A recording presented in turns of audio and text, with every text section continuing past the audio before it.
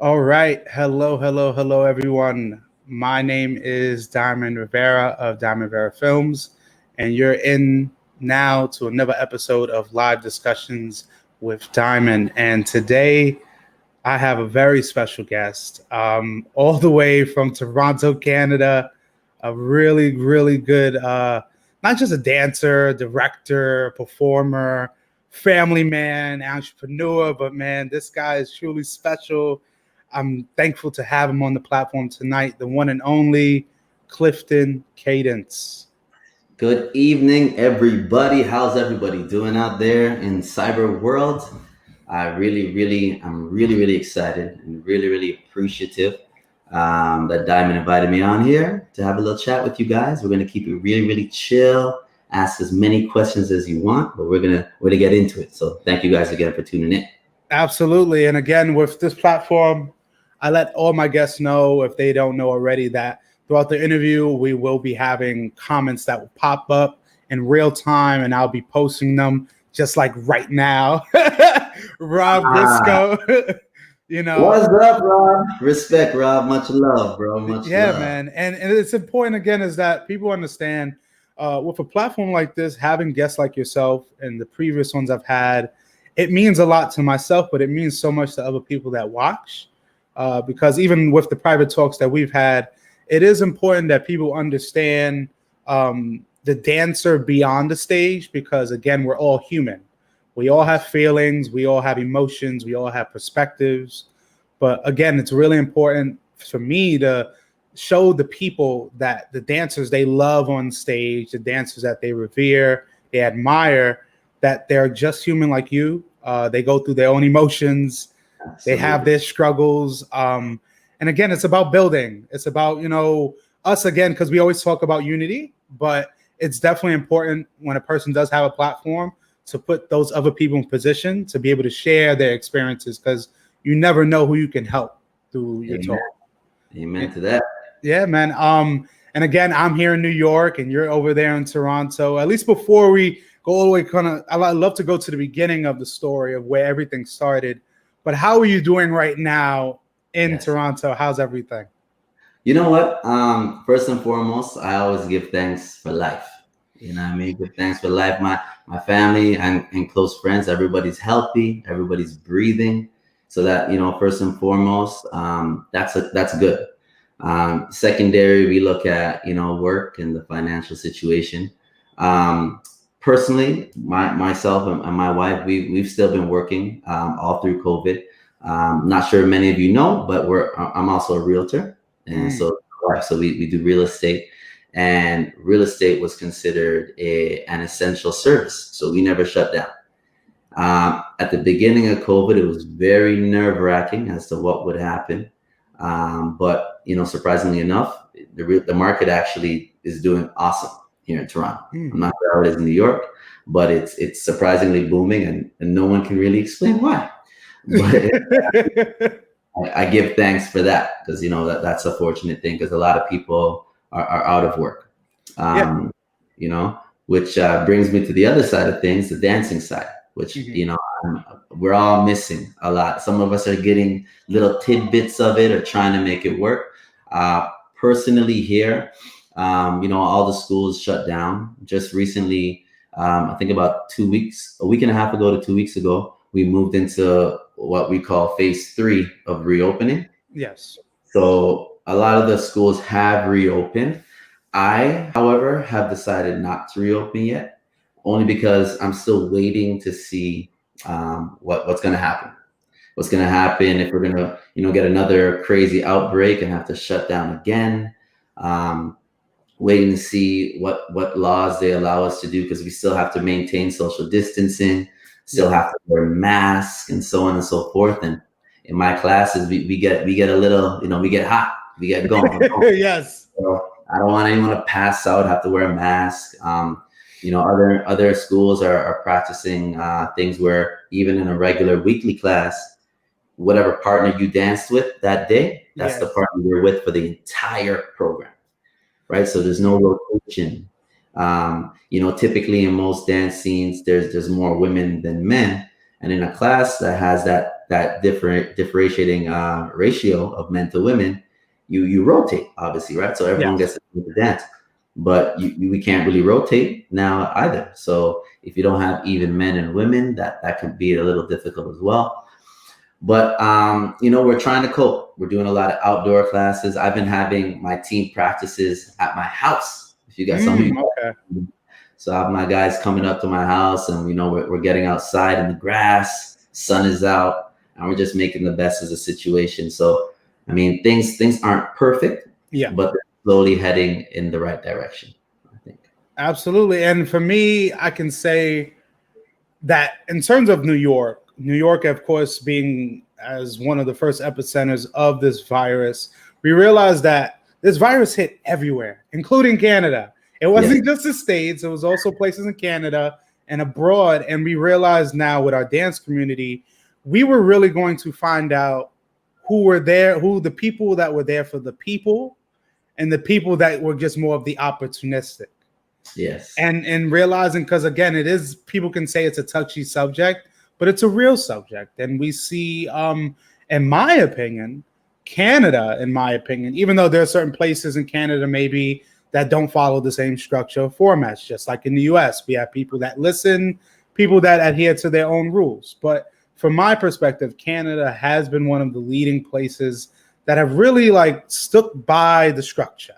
Yeah. I mean, you're always going to have offsets of people, but in my opinion, just seeing and talking to people from Canada, they've really been following the guidelines in place because they realize, especially if you don't work in science, it's better to listen to the scientists and just act on your own.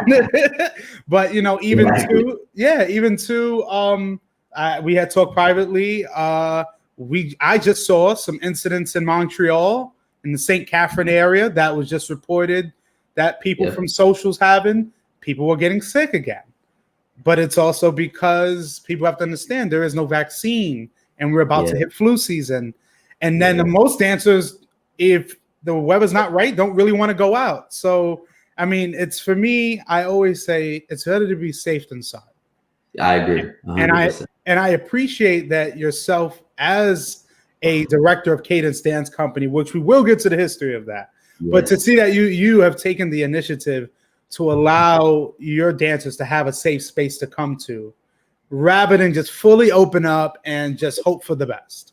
Yeah, no, I can't afford to take that risk. You're dealing with people's lives at the end of the day, their livelihood. Everyone's got families, so I don't really want to be held responsible for another person getting sick. I'm even taking a risk inviting people up to my place, right? But those are like my pro team guys or my semi-pro guys, and I always ask them. I always say, anyone feeling sick, anyone not feeling well, stay home. Yes. I offer people masks, I offer people gloves. End of the day, my pro guys, none of us really want to wear them. We're pretty much like family, like household family. Much, those guys, right? So we're still trying to take precautions, and at the same time, still trying to get as much of that dance fix as you can into play. But we each have to do our part and be responsible with our actions, for sure. Absolutely, because again, being responsible with your actions can determine whether we go back to events quicker or it's going to take much longer. Because especially with Canada and the US, and we realize these two places, they hold so much life in terms of the dance community. There's so much happening. So it is important for us to again just be safe, especially out there. And I applaud those who do these outdoor classes and still kind of keep some social distance, adhering to social distancing, spacing out. But again, we know we want to have fun. But again, us being safe is better than being sorry. But for me, I love to see that you have a family, and that's a key word, a family bond with your dancers. Yes. So for me, I think that it helps the transition of now understanding before Cadence, how did you get started in this business or in dancing? Yeah, it's a fun story. So I like to say that I've always been a dancer since I popped out of the womb. right? Mhm. Now, not professionally, but my original dance background is dance hall, which dance originates from the island of Jamaica. Mhm. My family is Jamaican. So I've always been dancing all my life, but where kind of my introduction to the Latin scene came into play, I gotta say I was probably like 20, 22, 23. Mhm. And at that time, I was working at a company by the name of IBM. Wow. And yeah, a lot of people don't know I'm actually an IT guy. And I'm like, what? See, but look, you see, but this is exactly why we do these talks, because of learning something different, learning something new. Yes, yes. So I'm definitely originally an IT guy. Hey! Oh wait, but don't worry, we even got someone all the way from London. Oh, for real? Yeah, man, we all the Oh, way. well, Daniel, shout us up, homie. Yeah, man. It's again, he's talking also about these illegal parties been happening. We'll get to that, We're but gonna talk. definitely continue. You say you were working for IBM. Yeah, and there was a group of us who, young business guys, young business professionals, making some okay money out of college, university. So we would go and party every weekend. We go clubbing. And one weekend, one of the guys in my crew was like, you know what? Let's try something different. Let's not go to the regular same old club. Let's go check out a salsa club. Mm. At the time, I was like, salsa. So, I'm like, I'm not sure, man. I don't know. They're like, come on, just try something different for once. I'm like, you know what? Let's go. Let's do it.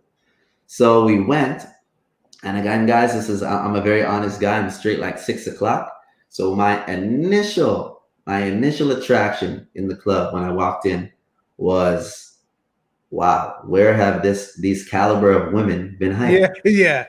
Yeah, I'll be honest. The first attraction, it was the women. A lot of beautiful ladies in there. And then a really close second, though, was the dancing. Like I saw some of these guys spinning these ladies around and dipping them, and the smiles on people's faces. I was like, this is a whole new world that I need to be a part of. So literally the following weekend, I went and took lessons. I started taking lessons. And the lady who originally taught me, I'll give her a shout out, Miss Jennifer O'Coin. She is still one of the leaders in the business here in Toronto and Canada as well. She runs the Canada Salsa Congress. Yes, that goes way back to like the early 2000s. Yeah, So, yeah. exactly. So that's the lady who kind of gave me my start, and then kept on doing it, and joined her team, and then joined a professional team. I'll give a shout out to my next original coach, Mr. Giovanni Torres, also known as DJ Gio. We call him the Godfather of Salsa in Toronto. He taught your favorite instructor is his instructor. He was their instructor. Nice. Yeah.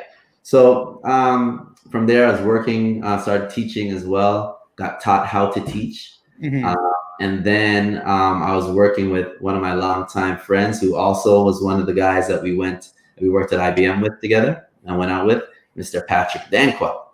And he and I started teaching at another school, and then we talked with each other. We said, let's try this thing for ourselves. Let's take a step out of our comfort zone and kind of explore our own options. And that happened in 2009. Wow. And you said Patrick and I definitely want to give a shout out to Patrick, because I believe now he's doing his own podcast platform with Next Up in the Spotlight. Yes. And that's amazing too. I've been watching that. But I definitely remember when I first seen you, especially dancing around. You and Patrick are very tight. Like you and Patrick are always around each other. But that's awesome that you guys, found this salsa club and it intrigued you, and it kind of was it made you kind of like, hey, there's something more to this. Yes. Yeah. And I honestly feel like it I felt like it had always been in me, because when I got exposed to it, like I love to dance from birth, as I said. When I was exposed to this and it clicked for me, it almost felt like it's something that was deep inside me, and it's always been there. It just had to be turned on. You know what I mean? And I like to always say my grandma, my family's Jamaican, but my grandmother was actually born in Cuba and in Jamaica as a little girl. So I feel like I have some of that, that Cuban, Latino. I mean, you do. If your grandma was from Cuba, I mean, there's some lineage So you Yeah, realize the correlation. absolutely, absolutely. Yeah, man, and yeah, Patrick was a huge part of the initial success of Cadence Dance Academy. We were running 50-50 and a tag team when we first started out, and Mhm. we announced the company November of 2009, and we came out with some pretty, like, right out the gate, we came up with some good routines and got recognized, but we definitely paid our way. Like, we Yeah, paid our dues for sure. Like, if you remember the Chocos and the Albert Torreses, absolutely. those are the first guys that put us on, and they put us on in the big events like New York Salsa Congress and LA Salsa Congress, like back then, which were the two meccas, right? Yes. Um, so yeah, man, it was a very long journey, and I don't regret any of it. It was an amazing way to come up in the scene for sure. Yeah, I mean, and you talked about Jennifer Coins, who does the Canada Salsa Congress, and people have to realize because many people just think of New York and LA sometimes as there was only salsa there, but salsa dancing has been everywhere. It's impacted all continents, all places. But for me, I want to get a better understanding. What for you? What was the scene like for a person who doesn't live in Toronto? What is the Okay. scene like? Are there specific socials or places that people go to? Yeah, so we travel, we travel a lot, and there's a couple other schools within Toronto, like Araguacu and I Freestyle, who also do a lot of traveling outside of the country Mhm. recently. But when we kind of first started traveling, there weren't as many like teams from Canada. There were a few out of Montreal as well, I should say, like Salty Mambo. They were traveling, but there was a few, not many of us. You know what I mean? Mhm. If you go to a Congress, you'd have like, maybe 5% or 2% of the acts would have been Canadian, right? So Gotcha. when we kind of started putting our footprint out there outside of Canada, they were like, "Wow, this is strange. Like, you guys are from where? Canada? You guys dance out there?" And Yeah. yeah, we got a lot of we got a lot of strange questions, a lot of weird looks, and frankly, I can tell you, in Toronto, our Mhm. scene is huge. We are the thing is, the reason why people don't see a lot of Canada outside of the country. You're seeing a Yeah. lot more now, but back then, is because, in my opinion, I feel like most dancers within Toronto just want to dance. They just love doing it, right? So our social scene is extremely robust. You can go out every single night of the week in Toronto and go dancing. There's an Mhm. event or social or something happening every night of the week. And I mean, you're not getting, like, you're getting some really good dances. There's some strong leads, there's some strong follows. And I mean, there's the teams like ours, and again, the I Freestyles and the Eric Walkers, who I think are trying to take a lot of those awesome social dancers and try to mold them and put them on the stage to represent us. You know what I mean? Yeah. Because we need something coming up. Because I mean, I'm not getting any younger. You can see the Yeah. grays. You know what I That's mean? wisdom right there. That's wisdom. That's what I like to call it. So we definitely need to kind of keep the momentum going here. Mhm. But I would like to say, like, honestly, when people come here, here's a spot to go on Monday. Here's a spot to go on Tuesday, Wednesday, Thursday, Friday, Saturday, and you can have a blast social dancing out here for sure. And I've heard so much, especially with the Toronto Congresses in the past. Because for me, especially my wife, actually got introduced to the Toronto scene back in 2015. They used to have some really like either bachata congresses or dance festivals out there. And the one thing, especially my wife says, is the hospitality. Yeah. Because especially coming from the States, especially coming from New York, we have a different edge to us, and it's Yeah. almost like it's very like nerve-wracking for someone to be so nice. Yeah. And Yeah. that's from my experience. I know a lot of people agree with me, people might not understand, but again, it's awesome to see that again in Canada, people realize, like you said, there's a scene out there, but people are not gonna know unless they're even going to see performers from Canada on the stage. Right. Because if they don't see representation, then it's like, why would I come? And that's an honest truth, because when you tell somebody, hey, I'm from Canada, and somebody says to you, really? You guys dance out there? But then realizing the push of what Canada was starting to bring, not just with dance, but with music. Because honestly, Canada in the last 10, 12 years just hit a wildfire of just artists, musicians, dancers, and realizing the impact, especially even with sports. So for me, I've definitely seen Canada really stepping it up and raising the bar. But when it came to this dance community, I, in my opinion, saw that Cadence was bringing their originality and meshing it with the culture that they were going into, or appreciating. You know, because like you said, dance hall is a big thing, especially that I found out in Canada, because there's a large West Indian population, and people don't know that. Then now you know, because, and realizing that, you know, with that dancehall rhythm and everything that entails in that, then kind of coming into a dance community, whether it be hip hop or Latin style, it's a perfect mesh, because it's not about we're taking over. It's like, no, let me take this flavor I have here and the flavor you have, and let's make it one. Yes, absolutely. Yeah. To speak to that, you know, a lot of people, especially when they're new to Cadence and they kind of see what we're trying to do and what we're putting forward, they sometimes get a little nervous. They're like, I don't know if that's going to be accepted, or, you know, how's the audience going to react? I think there's a way, and at least within my mind, there's a way to approach that. First thing is you need to have respect for the culture that you're trying to make an impact on. That's the first and foremost. You need to respect. So in this case, if I'm coming to a Latin industry, a Latin community, I want to make sure I'm still respecting what they've created years ago. You know what I mean? I need to first understand that. I need to first be capable of doing that first. And then I could take a little bit of my own spice and my own seasoning and try to mix it together and put something forward. Right. Yeah. And it's, I don't know whether to call it unfortunate or just the way it is.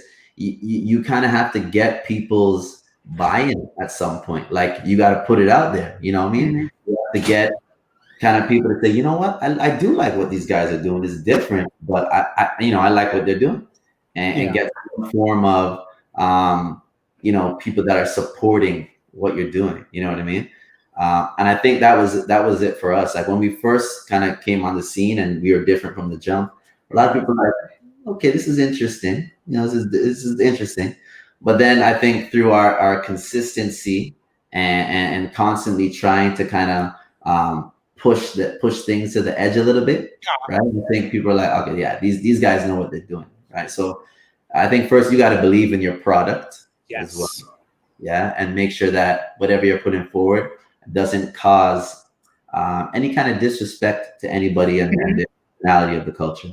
Absolutely, because again, and I really love was that, especially a group from Canada coming into the States and coming into these festivals and congresses, you're always going to have eyes that are watching and saying, what are they going to do that's different or something I haven't seen before? Right. And in my opinion, it was really just the creativity and the uniqueness and just the fire, because I saw that, again, you guys travel to come down here and perform, but now you're laying an impact. Rather than just to come perform and have fun, you're realizing the responsibility you have to represent. Absolutely. You know, for me, a question I definitely have is, who were people, especially in this dance community, that really were great motivators for you as a performer or as a person in general? Yeah, there's a few. So there's a few, and I don't know how young our listeners are, but may or may not know all these names, but I'm going to jump on it. So definitely, you know, I spoke about Jennifer Cohen and Giovanni Torres. Those are my homegrown original instructors. On a more kind of global scale, Zoe Tamara, I call them my dance mom and dad for sure. And Tito and Tamara are very close friends with Jennifer, so she'd bring them to Toronto a lot, and they, they have personal training sessions with us. And I've learned a lot. Like Tito's my cha-cha king. Like I love cha-cha. A lot of people aren't cha-cha fans. Cha-cha is my favorite Latin dance to dance. Like more than some. I love it. And he's the one that really got me honed in on cha-cha for sure. And I respect those guys to the fullest, and how they carry themselves as a married couple, and with they have a son as well. Like I look up to them, huge. Billy Fajardo, he is the man I want to be like when I'm his age. I want to look like him. I want to walk like him. I want to enter a room like he does. You know what I mean? It's so much prestige and confidence, and just how he carries himself. And from a technical standpoint, like he's the first one that I actually sat with, and he looked at me and can I curse on this? Is this absolutely? You're fine. If it before I knew anything, and he's like, hey, show me your first move, your first position. And I went to my first move. He looked at my foot. And he was like, "The fuck is that?" That day I was like, I like this guy. Yeah, you know what I mean. And then more on like more down to my style of like creativity and changing things up a little bit. Masakote. Yes, Anna Masakote. Yes, and yes. Those guys are definitely people I looked up to. Bourgeois and Victor Machete. And now even some of the more younger groups and teams, you know what I mean? I love a lot of them that really inspire me to continue pushing the envelope. But I'd say those are my main influences. And especially the people you said, especially Billy Fajardo, other people like the Masakote family, and realizing that these are people that have been in this game a really long time. Yes. And have a lot of knowledge that you can soak up and adhere to, because I don't know Billy very well, but I know of his legacy, and just seeing the champions, and especially because when we have to understand, or for people that don't get it, in this dance community, you have your social dancers, your performers, your instructors, but then you have another world that's the competition world. Yes. That's where people like Billy Fajardo come into play, because they are the coaches of some of your favorite dancers that have been winning over the years. So it is important that we see the influence from yourself hits all spectrums. Yes. And all of these people have imparted some type of wisdom within yourself. Even I love, we got Jenny here, Jenny Roby. Hey, Jenny, how are you doing there? I miss you.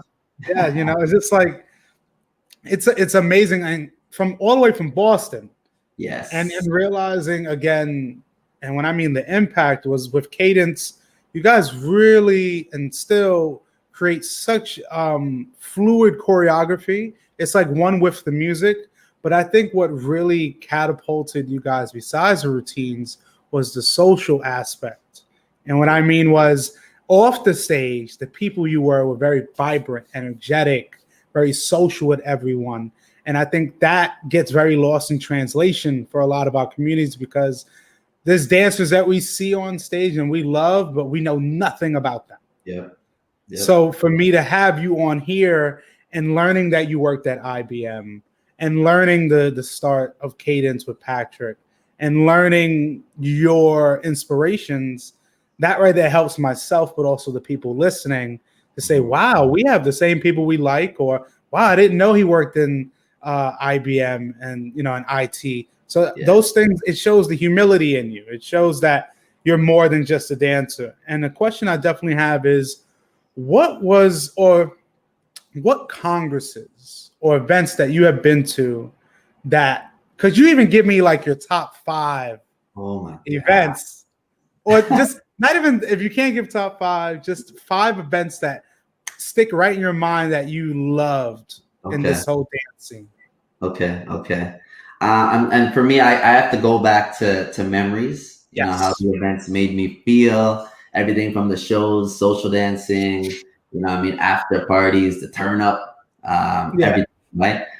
There's definitely a few that stand out. But before I jump to that, I just want to go back to the last thing you said about like cadence and the people and the energy off the stage. Like I have to give a shout out to my teammates, like Yes. my pro teammates specifically. Like each one of them individually, like is a piece to the puzzle. Just so you guys understand, it's not like I have the puzzle already created and I just make people work with that. No, man, everyone is essential. Yeah. Everyone plays a specific role. I have a saying that I say to them, and it's a kind of silly one, but I think it makes sense. So I go, we're giving people a package. People are paying for something and we're providing them a service. So I Yes. tell them, pretend as if you ordered a pizza and the pizza delivered, you took it and you put it on your kitchen counter, you open the box and a slice was missing. You don't want that pizza. That's not a full pizza. Yeah. That pizza has been tampered with. You know what I mean? So my saying to them is all of us together, we form a full pizza. So all you have to do as an individual is be the slice. Everyone be the slice. If you be your slice, we create a whole pizza and we're good. Right? And within be the slice, it factors in a bunch of things. Your attitude needs to be positive. You know what I mean? Your mind and how we approach new things needs to be open. You know what I mean? You need to treat everybody on the team, off the team as equals, respect for everybody. No one, I refuse to let anybody within or outside of the team disrespect anybody on that team. It's impossible. You can't, right? I'd rather work with a dancer that's struggling to pick something up than someone who's rude and an asshole, but isn't an awesome dancer. I'm not dealing with that person. I don't associate with people like that. And just I'm sorry to cut you off, but what you just said is so imperative, and it shows how much you care as a director. Because what happens is a lot of times when you have these teams, the personalities clash. Yeah. You have people that want to kind of be the alphas and I'm the head, but in reality, there's a team aspect. There's not a me aspect. It's a we aspect. So you saying is that no matter your capabilities, your talents, it's about the team at the end of the day. It speaks so many volumes, because I've seen many teams that you just have certain people that have that toxic feeling about them, and they can kill it on stage, but off the stage, people don't mesh with them. So it is important, like you said, to create a very comfortable environment. Absolutely. Yes, sir. So I just want to touch on that before we moved on. So top congresses. Okay. Well, I can tell you. Hi, Heather. How you doing, dear? Be the slice of the community. And I love that analogy. It's silly a little, but it makes sense, right? I think it makes sense. Absolutely. Yeah. So be a slice. So some that stand out in my mind that I will never, ever forget. LA Salsa Congress, Sunday night shows from a show. I've been there before, so I know what you mean. Now I'll be totally honest. Yes. I'm in everything in life. I'm more of a participator as opposed to a spectator. So I don't really sit down and watch sports until it's playoffs. I'm being honest with you. Because I'd rather go outside and dribble the ball or kick the ball myself. Okay. Yeah. So same way with the shows. I'm not a huge watcher of the shows. Like it's hard for me to sit down and just watch all the shows. I'm just being totally honest. Yeah, no, absolutely. My wife, for example, she is a show watcher. She can tell you every single performer, every single team, what year they did what routine. Like she's on it like that. You know what I mean? But I can tell you, one year we were in LA for their Congress. Sunday night, there was about 60 shows, and I could tell you every single show from start to finish was a standing ovation. If I'm lying, I'm dying. Wow. I just stayed standing because it was just ridiculous. So that was extremely memorable for me. Next, I got to shout out my people. I mean, call me biased, but I've been Cruise. Avatar Dance Cruise. I mean, if you're looking for an epic experience, if you're looking for the Congress version of Disney World or Disneyland, Yeah. like it's that kind of a level of excitement, right? So Mhm. some of the beach parties from ADC etched in stone in my mind as Mhm. some of the greatest times of my life. So awesome moments. I feel like the artists are treated really, really well there, and we always try our best to put on the greatest show at ADC. And I quickly got all the swag. Thank you, Mike. What's going on, my brother? Yeah. Chilling. Yeah, and you see, like as you're talking about it, you already have people that have those memories. Like, wow, I remember you. Yeah, yeah, yeah. Right. It's real. It's real.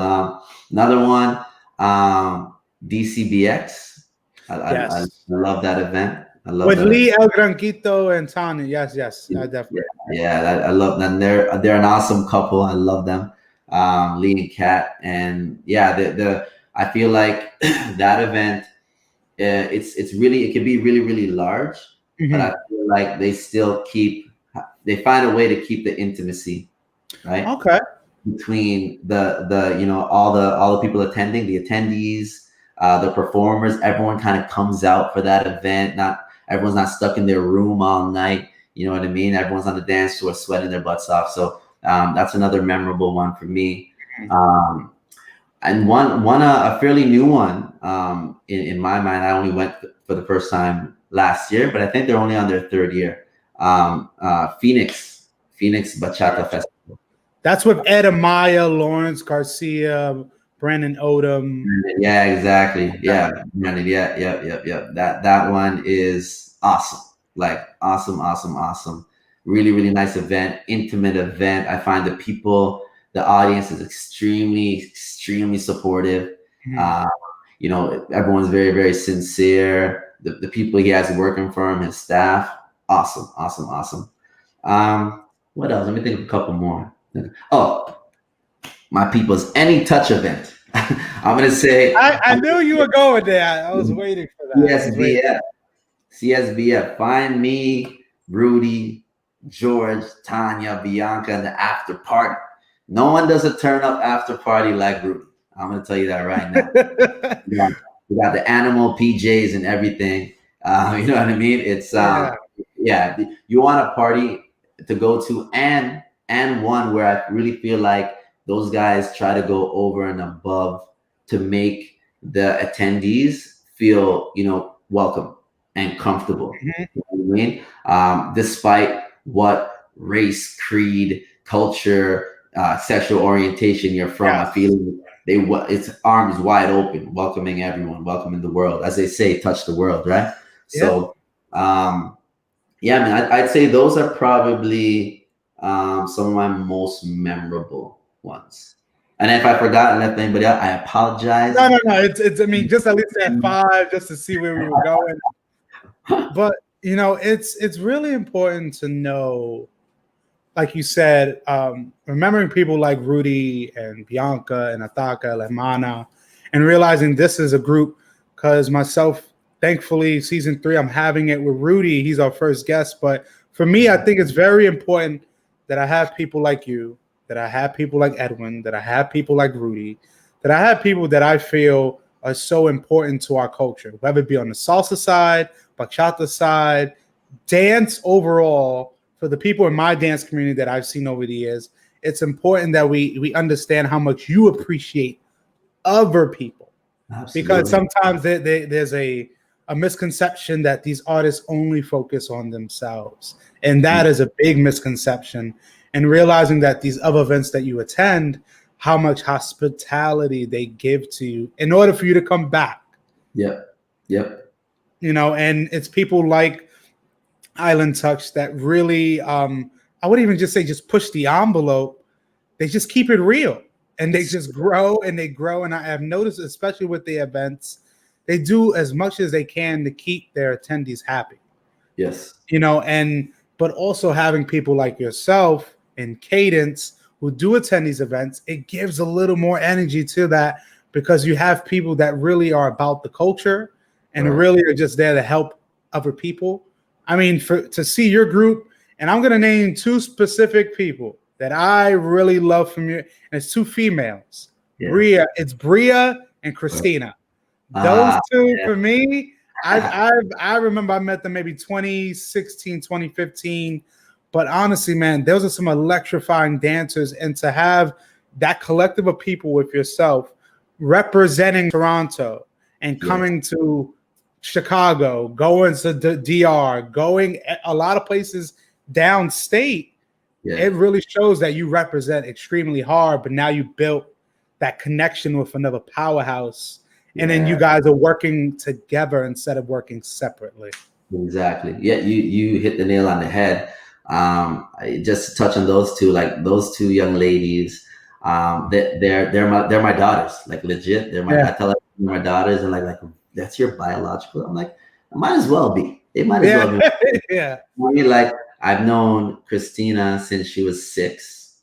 Wow. I've known Bria since she was like 8, and now they're about to be 23 and 21. You know what I mean? So I look at them like my daughters. They're grown, growing women right now. And yeah, man, it's the team. I think it's kind of the team. We rub off on each other because we spend so much time together. So like one could be acting real crazy and it just kind of flows like a domino effect through the whole group. And it's just positive energy that'll just, keep us going all night, dancing all night, having fun all night, partying all night. And I know I can leave them because I'm older. And I'm like I say, guys, I got a workshop at 10 a.m. I'm going to bed. You gotta go upstairs. I gotta get some sleep. Do have fun, but be safe. You're right. And I trust them to kind of hold it down and conduct themselves accordingly. So shout out to them too for sure. Much love. And one thing I want to know is, is there a specific performance at an event that you realize like, we're really something different, or like everything clicked and the crowd was into it, but overall you as a group felt like it was one of the strongest performances? Yeah, I would say our 2 routines. It's happened a few times, but 2 routines in the past. One, we did like a production size routine where it was like 24 people. I mean, that's big for us, right? Yeah. Like 24 people on stage all at once, coming on and off, transitions in and out, different costumes, so on and so forth. And that was to a song by the name of Happy. We did a cha-cha. Yes. Happy. And we did that at Cadence Salsa Congress. And it was like, for me anyway, that was, Patrick was with us at that point, but he took some time away and was teaching out in Asia. So he wasn't here for this, and I decided to still take it on my own as the director. Obviously, everyone else, did their, contributed, but as the only director, I decided to take it on. And I could tell you, man, it was like herding cats. It was stressful, like even down to tech rehearsal the night of, things still weren't fully clicking. And we went on stage and we performed it. And it went off without a hitch, and the crowd jumped up to their feet. It was amazing. Like after going backstage, I literally bawled my eyes out. Like I just cried so hard because I was so happy and relieved, and I felt like the message we were trying to kind of create and put across to the audience, I felt like they understood. I felt like they took it in, on another level. So that was definitely one time. The other big one is when we debuted. I don't know, maybe it wasn't a debut, but it was one of the early stages when we first performed Latch in the United States. Ever seen Latch, the bachata routine? What was it? The color of the outfit? Sometimes I remember white and black. Was it like a suit? Not suit. Was it suit and tie-ish? The men are wearing a black vest over. Oh yes. I definitely remember that. Right. That one had a few risque moments in the routine. So we were kind of not sure how people were going to receive it, but we performed it at the Orlando Salsa Congress. I think it was 2015. 2015 or 2016, I can't remember, and it shut the place down. So, and that was probably the biggest kind of jump to very different that we've taken up to that point. So to see that it was receptive and that, you know, people loved it, and then we're being invited like all over the place because of that routine. It was a really, really good feeling. You know what I mean? It's good to know that, because sometimes the idea, you come up with the idea and the concept in your head. To you, it seems, you know, makes sense. Yeah. But it, you know, not everyone's going to receive it the same way, right? So I was definitely a little nervous about that, but we put it out there and people loved it. So yeah, man. And it's like you said, you again have that notion in your mind that, hey, I'm putting something out here that's from the heart, and I'm really passionate about what I'm doing. But there's always that thing in your mind saying, are the people going to receive it the way I think they should receive it? Yeah. And it's a testament to seeing that a company like yourself can push those boundaries, still have creativity, but still have genuineness in your routines enough that people can say, man, they put a lot of hard work into that. Right. You know, because it's so, again, in our culture, in our community, in our dance scene, like you said, there are events that got 60 shows a night. Yes. And many people know it is extremely hard. Yeah. To sit through the 3 or 5 minute routine Yep. with 60 shows. And again, I applaud anyone that can do it. I used to be able to. It's very hard. Yeah. For me, and like you said, there's places like LA, but even like you said, these performances that you had, things going the right way, but then there are moments that things are not going the right way at the time. But once you're on stage, everything else, all the doubts disappear. Yeah. Yes. Oh yeah. You know, once, for me, I tell guys, like, once that first sound comes in, boom, it's like whoop, the mind just switches. Like, I'm in go mode now. Whatever else is happening or was happening has to take a back seat until I get off that stage. So yeah, man. Once the music comes on, it's go time, and you got to bring it for sure. Absolutely. And my question then is, from my standpoint, when I was in the scene, really like because I turned from a performer to a visual artist. So I started becoming more connected with these promoters, but then seeing that these promoters now invested not just only in performers, but they were invested in MCs. Yeah. And what I'm turning to that point is, we have people like Edu Nivera, we have people like Rudy Lopez, but I started seeing yourself doing a lot more emceeing at these events. And for me, how was that experience like to you? You know what? It's another aspect of the overall job, I would say, that, you know what, I really, really love to do.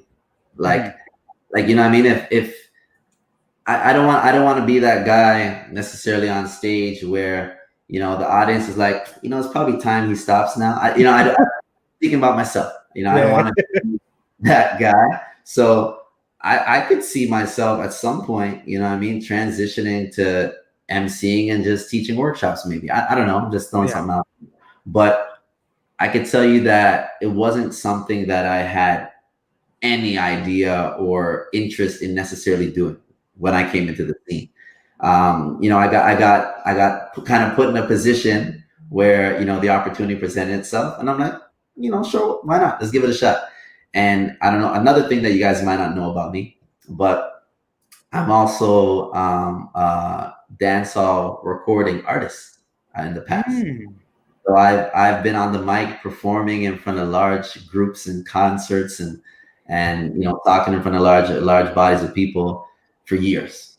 All my late teens and early 20s, that's what I did. So for me, it was just kind of like, okay, it's just another performance. You know what I mean? And you know, sometimes I do like to talk, so it puts me in a perfect environment to do so, right? Yeah, man. It's I think there's a lot. My early part of my life, I kind of developed a lot of skills that I think are transferable to a lot of the things that I'm doing now, right? So I just been fortunate that way. Yeah, and like you said, from you at one point being a dancehall artist in Toronto, and then you're coming into this kind of dance community that is really inclusive, but then realizing, wow, I could mesh my former, just recording experience of me being on a stage and talking through a mic. Now I just have to do it to announce the next artist coming up. And it's more easier, but you build, because I noticed, and I was saying, like I said earlier, was the fact that Cadence started building relationships with people outside of the stage. Yes. Then when you became an MC, people were more connected with you and know who you are. So seeing you on the stage, it was totally comfortable, because even though you weren't exactly performing a routine, you're performing as an MC.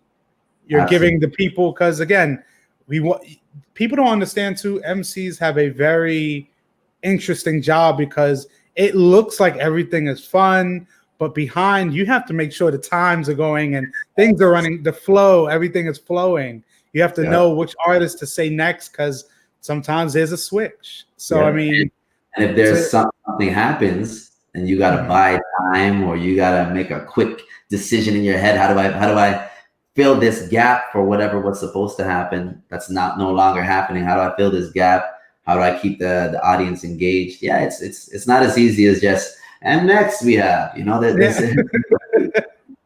Absolutely, man.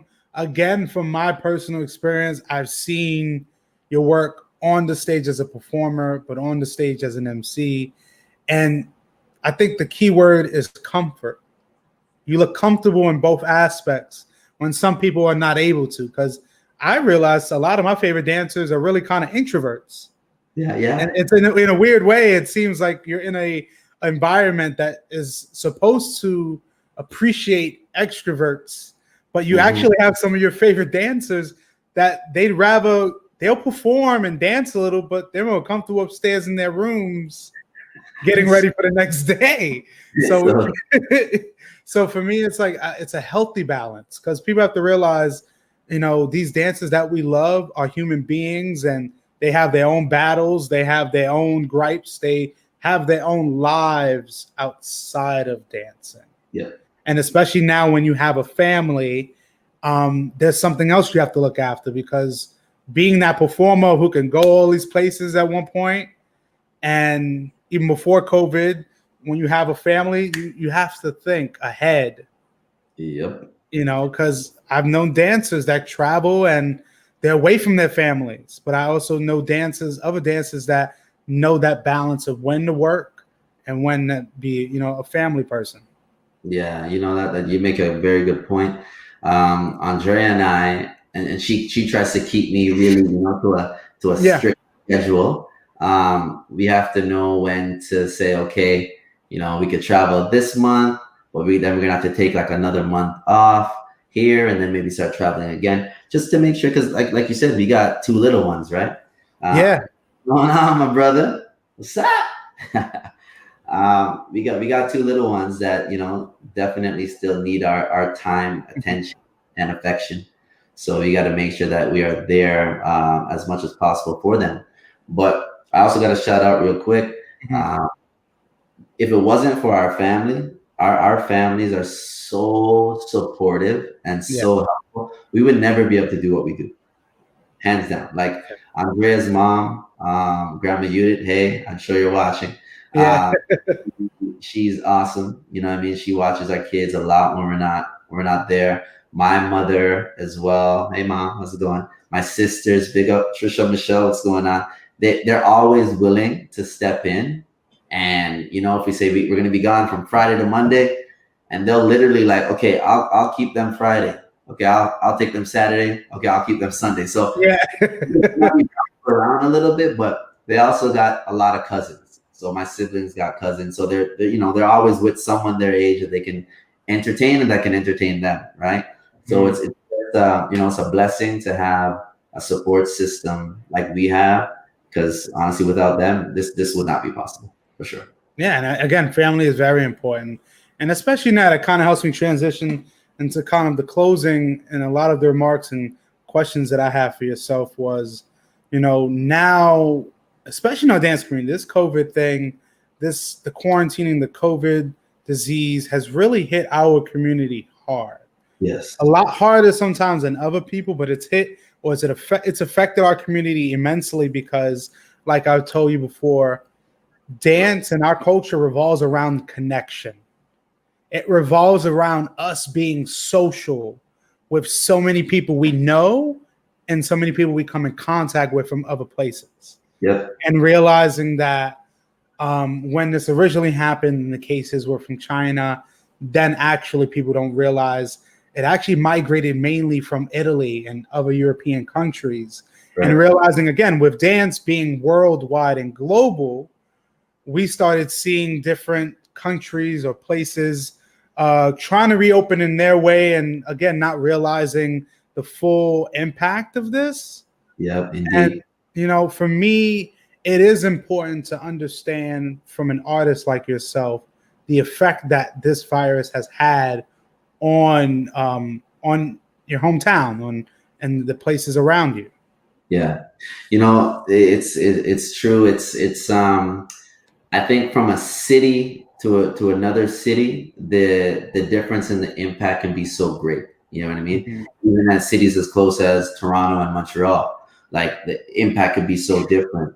I can tell you here, for a lot of the guys, and you know, my heart goes out to them. A lot of the guys who are in this scene who have dance as their, you know, their primary source of income. Mm-hmm. Right?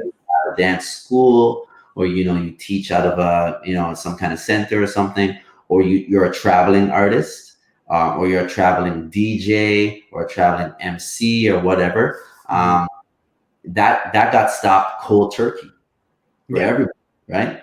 So you know, from someone like myself, again, I can recognize you know, my privilege in that sense, and you know how blessed I am in that sense that I had I have another occupation that was able to continue going and continue going through during that time. So you know, I'm very thankful of that again.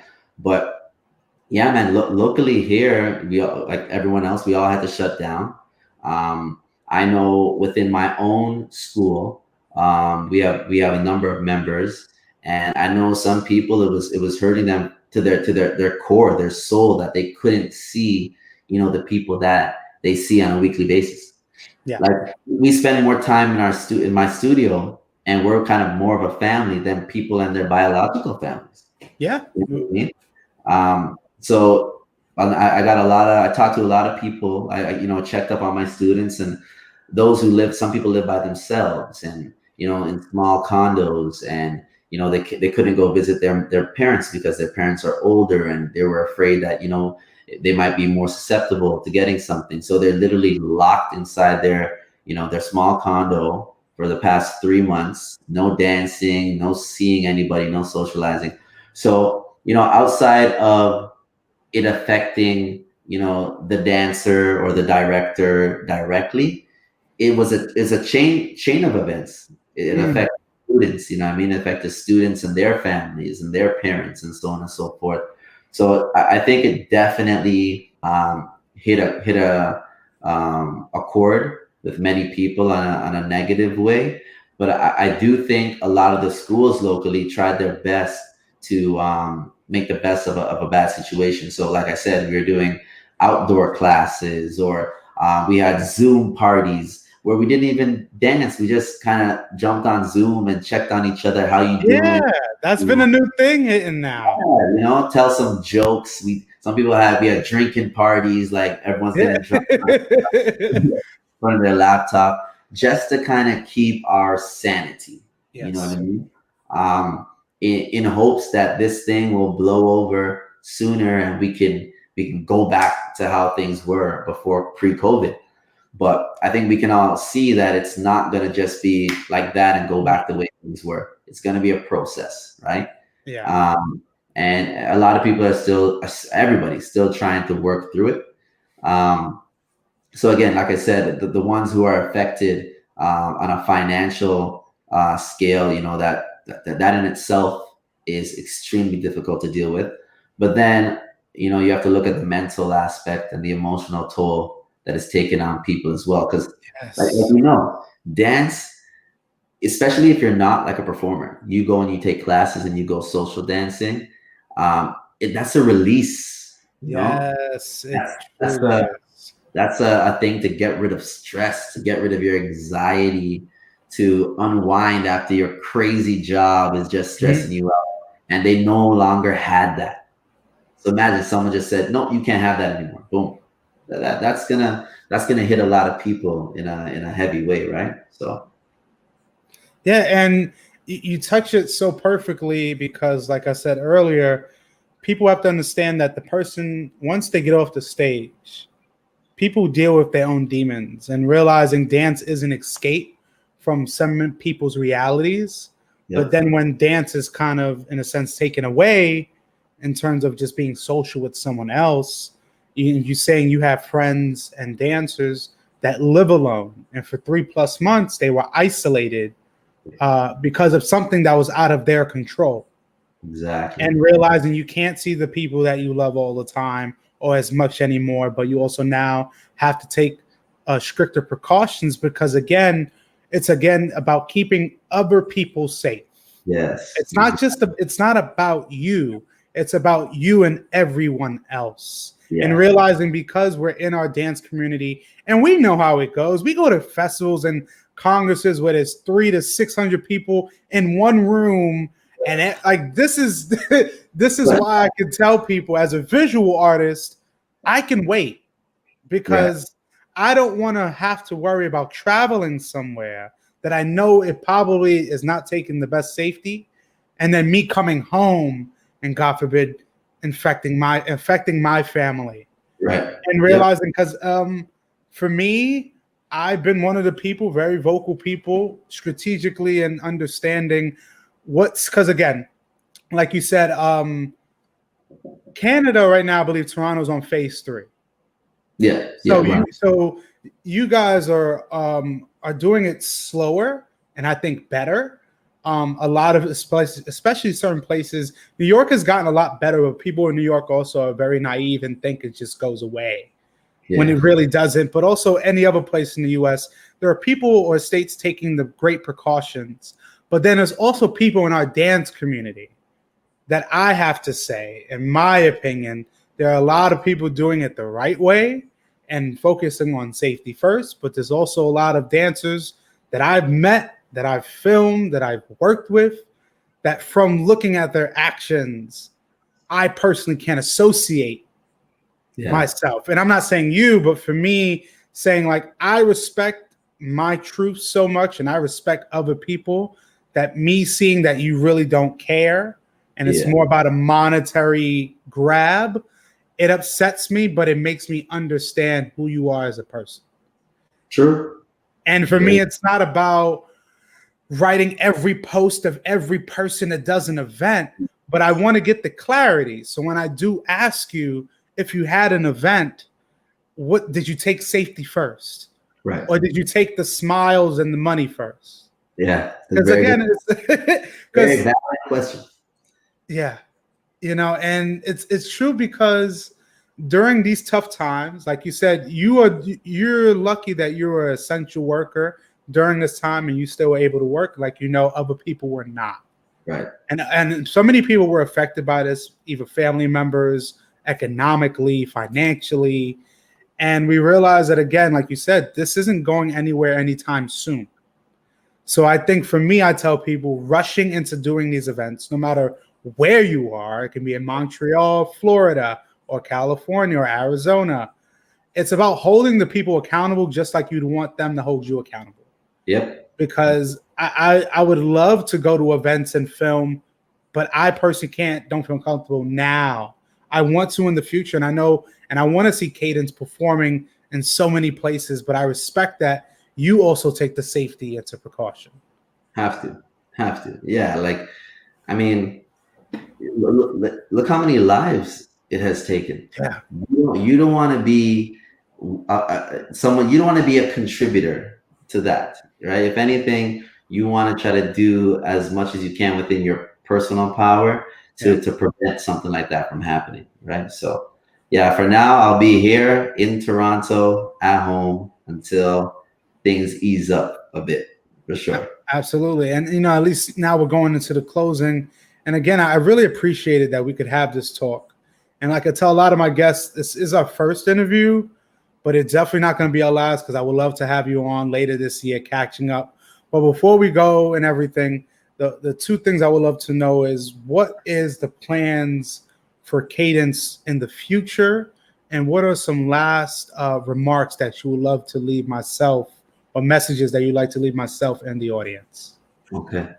All right. So for Cadence, plans in the short term and long term, right now we are practicing, man. We're at my house every Sunday, and we're either outside of my backyard or my basement, and we're working on two new routines as we speak, so that when things are good and we're given the green light to hit the ground running. Yeah. And because we have so much more time right now, we're trying to push ourselves even more to get even more creative, right? Because we don't necessarily, we have nothing to run, like, what I mean? Up until before COVID, we would have been gone every single weekend from September to right up to November, right? Yeah.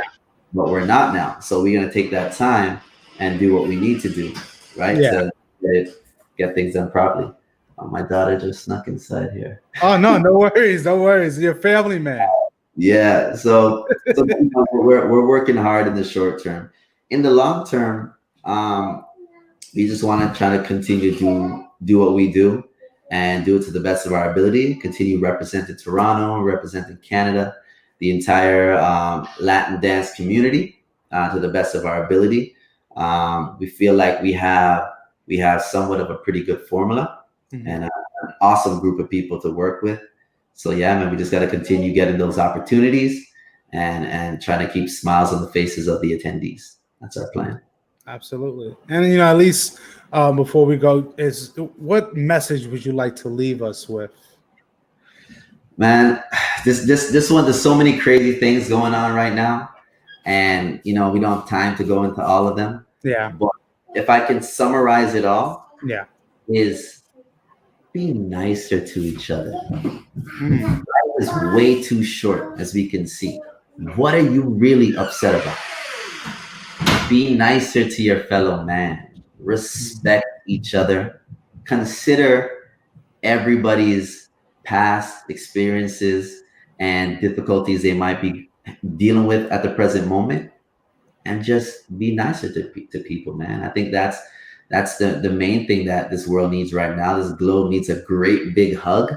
Some people need to just kind of relax and stop hating. There's no need to hate. You know what I mean? Just be kinder to people, right? So that's my main message for my people out there.